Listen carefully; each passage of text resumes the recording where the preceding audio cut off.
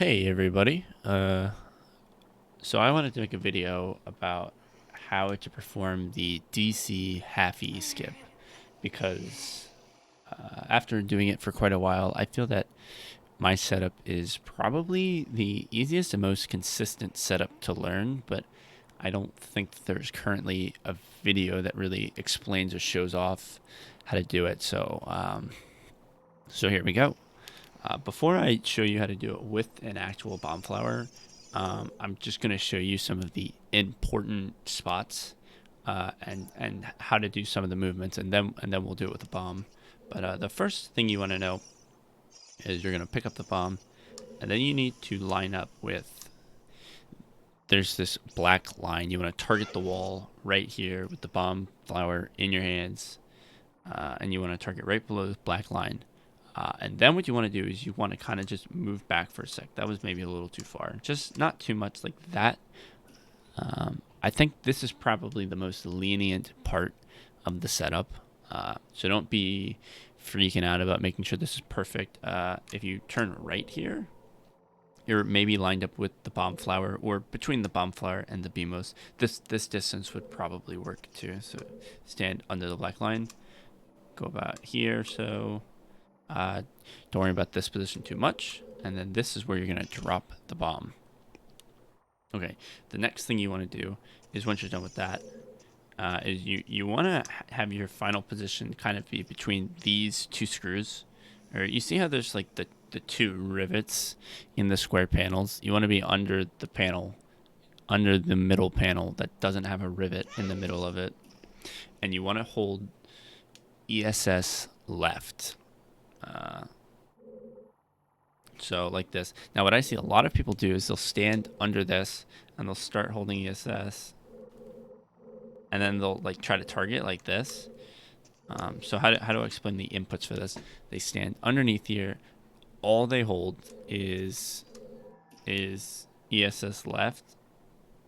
And then they start targeting. But I think that's really bad because what happens to me at least is my angle starts to move away from the wall, so I'm suddenly facing this way, and that's bad because you want to be facing the wall.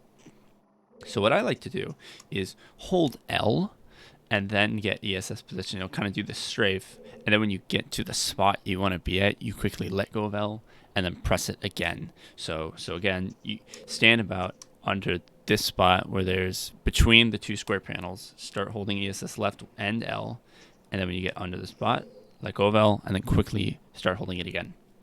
Okay, so you're in the position. The bomb is to the left of you. And for this, I like to use gyro. And if you kind of turn the 3DS down right, you'll be able to see the bomb. And that's actually really important because that kind of just gives you an extra sensory way to time when the bomb is going to explode. Because otherwise all you have is the audio to go off of, and that can be really difficult. But with this setup, you can see the bomb and hear it. So it just gives you one extra way to be a little more consistent. Okay, so the bomb explodes. And when the bomb explodes, there's a white ring, a radius that extends across the ground. And about the point where that ring touches Link's feet, what you want to do is you want to flick down left and hit the home button on the same frame. Now, if you flick too early, it's going to look like this, and Link is you're going to physically see him turn. So that's bad.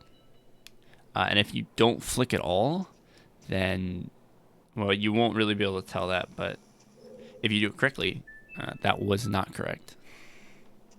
And this just takes a little bit of practice.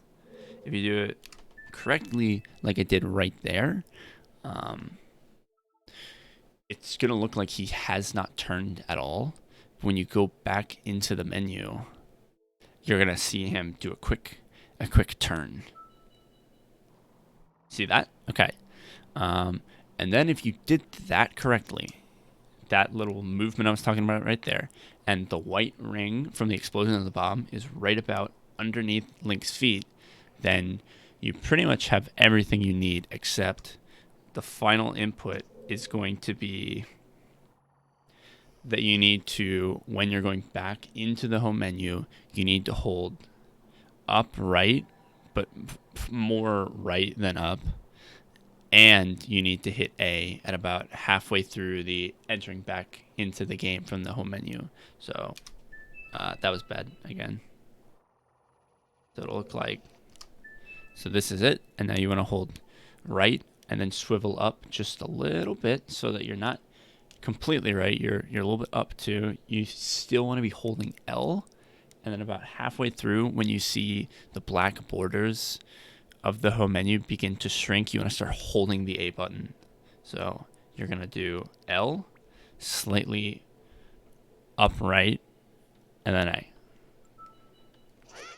And you'll do that. So you can just practice that movement on your own without the bomb flower. That's actually very helpful to just go here, do ASS, do the movement, and then side flip.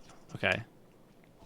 So let's do it with the bomb again. So pick up the bomb, go under the position, back up a little bit, go into this spot.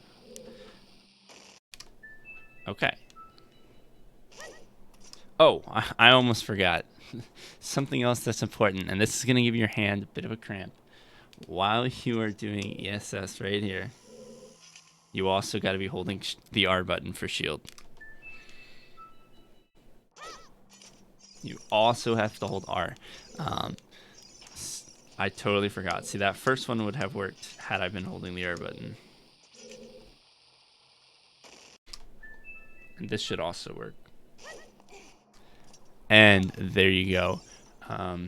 The thing that is really important about this setup is really just, you gotta practice it. It's not super easy. The timing is really just something you gotta learn. You have to be very familiar with how long it takes the bomb flower to explode. You have to know how fast you normally set this trick up so that you know about when you get into the correct position and you're ready to do the side flip, how long the bomb usually takes from that point to explode.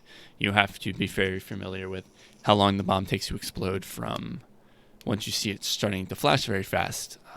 And it's also important that you're able to set it up before it starts flashing very fast so that you kind of have a reference to go off of.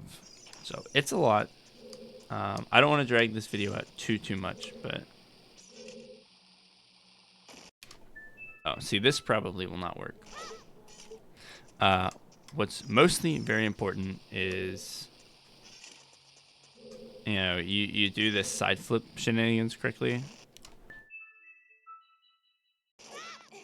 Because if you don't do the side flip correctly, that's really bad. But most of the positioning is actually pretty lenient, I think.